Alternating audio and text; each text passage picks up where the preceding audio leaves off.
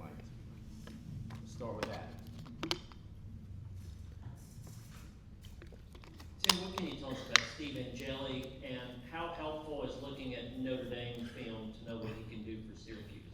Yeah, it's as helpful as it can be, in terms of watching, some Notre Dame tape. Offense is a little bit different, in terms of what Syracuse does versus Notre Dame. But yeah, you can see the mannerisms, obviously, some of the throws that he's made, some of the poise that he's played with. So that's the only reference we have, and we're just kind of projecting, what we think it'll look like, obviously, with Syracuse. So Syracuse did a tremendous job last year, as everybody knows. I mean, they threw the ball extremely well. Systematically, they did a lot of good things, to give their quarterback some easy reads, and those guys were super productive. So I think this kid will fall in line, very similar to what it looked like last year, and obviously we got to be ready to go to try to counter it. Ryan, back left. Where are you seeing Jalen McMurray grow in the last year, and what's your comfortability level with what he can do at Star right now? Yeah, man, we're super excited about McMurray. He's always been a pro's pro. He's the first one in, last one out type of guy. His leadership skills are off the charts. We love him. We're extremely hopeful, that he'll be able to take his game to another level based on everything that we saw in the spring, everything that we've seen in camp to this point. So we're excited for him. I think the versatility he has playing star, playing corner. He's super smart, and he has really good cover skills. So we think he's poised for a monster year. Patrick, and then Casey. What's something you think you've learned about your defense since you guys started camp as you go into the opener? Yeah, I think just the youth and enthusiasm that we have. Obviously we've lost some parts, some production, but the thing that I'm super excited about is just the youth. These guys are young, but they're hungry. We're extremely athletic in a lot of spots. Obviously you don't know exactly until you get going. And we'll find out a little bit more this Saturday. But everything they've done since spring, since the camp, leads me to believe that these guys in the moment won't be too big for them. What have you liked about Colton Hood during this offseason? Oh, very much like Mac. Just the tenacity that he plays with. He's a kid that has the ability to play inside for us on some spots. He's a physical corner. He's strong. He's been everything that we hoped he would be. So I think he's poised as well for a monster year. Obviously we didn't get him to the fall, but he's really fit in with our culture. He's hardworking. I can't really say enough about him. We're excited for him. And like I said, the versatility that he brings, really gives us a chance to utilize his whole skill set. Rob, then Ellie. Coach, specifically with Jordan and Caleb on the edges, what steps have they made as you kind of looked at the first James' production? Yeah, I think, with Ross, just the overall confidence. He's stronger. He's another year in our system. You can see how much stronger he's gotten, and you see it in his play speed. Caleb Herring, we've always thought the world of Caleb. He's healthy now. He's had a really good, summer, in a fall camp. So I think just both of those guys, they're long, they're athletic. Obviously James, did a lot of great things for us, but we think those guys will be in the same mode, in terms of production. The week one stories are out there with Brandon Brown naming his quarterback. As you focus and prepare on the game, just what is one thing you're preaching to your defense? Yeah, I think, just every day, just our fundamentals and who we are. Obviously we're getting ready for Syracuse, but at the end of the day, it's us against us. How we go about our business, how we prepare, how do we live to our standard, playing tough, playing smart, being relentless in everything we do. So, obviously as we get closer to the game, this week, we concentrate a little bit more on Syracuse, but, it'll be the same thing week in and week out. It's more about how we execute and how we go about our business than necessarily the opponent. West and Patrick. Tim, how much different is preparing for this game than kind of any other game throughout the year? Because you, especially in this era where there's so many new starters, so many transfers, all these things, it's like you got all this time during the summer, but you also maybe don't know exactly what the other team's going to be throwing at you.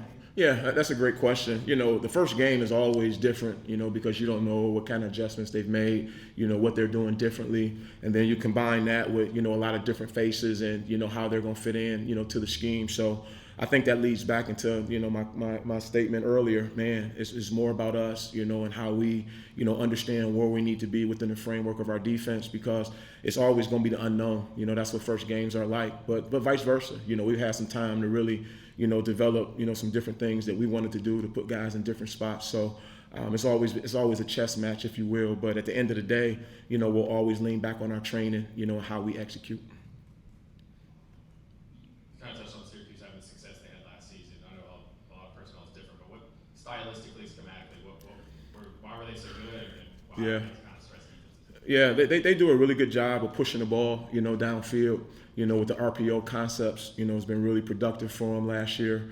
I thought the wide outs, were vertical. Those guys could get by you in a second, and then you combine it with a really strong run game. So you really didn't see a weakness, in terms of how they went about their business offensively.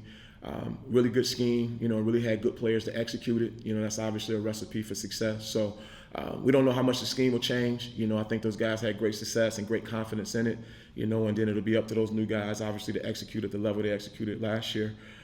But we see a good offense every day in practice ourselves, and, we know we'll have our work cut out against those guys. But I know our guys are up for the challenge and can't wait to, tee this thing up. Austin and Eric. When you look back at when you first got here, how proud, and can you talk about the growth from a talent standpoint in the back end, like where you all are from a depth standpoint now than when you first got here, 5 years ago? Yeah, we're forever grateful for those guys that decided to stay and work with us, but obviously we took a hit on depth, for a lot of different reasons, so to kind of see how the program has grown, the guys we've been able to develop in the program and recruit, it's been rewarding.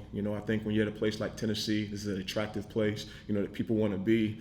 And we've been very fortunate to be able to recruit a lot of good talent back there. And not just there, but all over our team, from offense at, different spots and defensively up front and linebackers. So I just think the program has grown from night and day from the first year we got here to where we are now.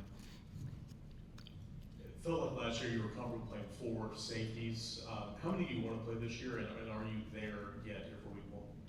Yeah, I think it's, you get what you deserve, in our defense. That's kind of our mantra. In a perfect world, you like to play as many guys as you can. We feel really good about a rotation that we developed, whether that's 3, whether that's 4, we'll find out Saturday. But we're definitely building, to be able to have some depth, to be able to, and not just safety, but corner, to linebacker, to D-line. We're trying to sustain our depth, and the only way to do that is to be able to play some young guys that, have earned it during the course of camp, and obviously we'll find out Saturday. Last 2, Rob and Paige. Coach, just talking about kind of the unknowns of preparing for the first game. How much confidence does it give you to have guys like veterans like Arion or T-Lander that if something comes up, you got to shift gears in the middle of the game, you can do that? Yeah, it's definitely, a little bit of a safety net for us. The linebackers, they stir the drink, so to speak. Those guys are like extensions of us as coaches, being able to communicate to the front and to the back end. I think Coach Ange has done a really good job with those guys with their development. So yeah, I think being able to make some live adjustments, if need be, whether it's the second series, third series, first quarter, halftime, I think those guys will be up for the challenge just because of the experience that they've played with and the way they've earned it, the way they go about their business during camp. Absolutely. With Ricky Gibson, I know you were talking earlier about just how Syracuse likes to stretch the field or push the ball down the field. How much are you relying on him to maybe handle the responsibility of that room, knowing he's a little injured, and for him to build off of what he did last season? Well, I think, for Ricky, Ricky's grown, he's stronger, he's a, third year, I think, in our program, so we're obviously expecting a lot out of him just in general. I think he's really taken ownership to be a little even more vocal within that room. We do have some youth there. But yeah, we expect Ricky to pick up where he left off, last season. He's had a really good camp. Obviously when you're good at corner, it sets the table for everything else you want to do defensively. And Ricky's a big part of us being able to do that.